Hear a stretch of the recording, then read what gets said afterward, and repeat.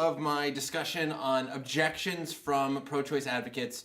How should we respond? How can we think about these issues that are kind of dividing our culture very strongly today? How can we think clearly about these issues? So today we're going to talk about the argument of what is the unborn.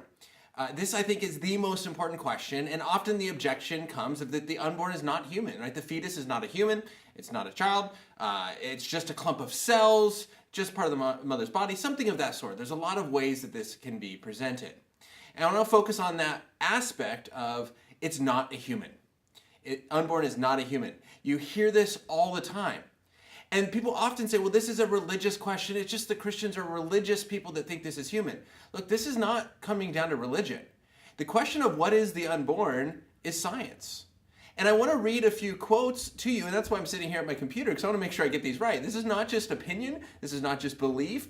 This is science. A good friend of mine, Tim Barnett, wrote an article titled, "Abortion Advocates Fail Biology." And here he lists 3 quotes from 3 college and medical school embryology textbooks, and I want to read these to you really quick. So first, from the Developing Human Clinically Oriented Embryology. It says, human development begins at fertilization, the process during which a male gamete or sperm unites with a female gamete or oocyte to form a single cell called a zygote. This highly specialized, totipotent cell marks the beginning of each of us as a unique individual.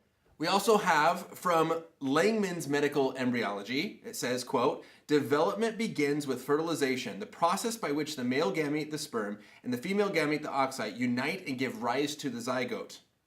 Finally, the last textbook I want to mention here is Before We Are Born, Essentials of Embryology and Birth Defects.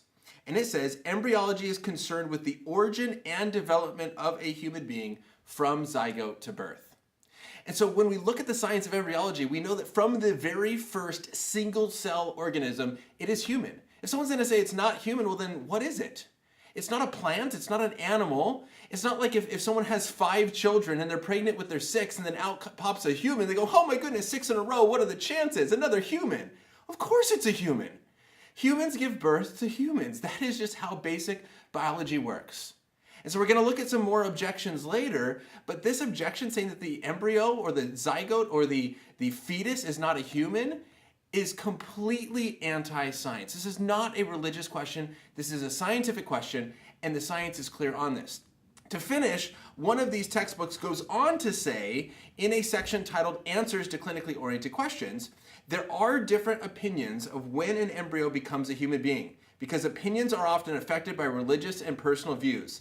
The scientific answer that the embryo is a human being from the time of fertilization because of its human chromosomal constitution. The zygote is the beginning of a developing human. So I think that this shows the science is clear.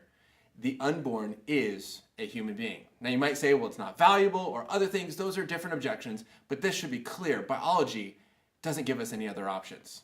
Tomorrow, we're going to be looking at the argument from bodily autonomy. This one actually came in on Facebook or on Instagram. So if you have other objections you want to see me respond to, comment on this video, follow on Instagram, comment there, and I want to cover those objections as well. Hope this helped. Have an awesome rest of your day.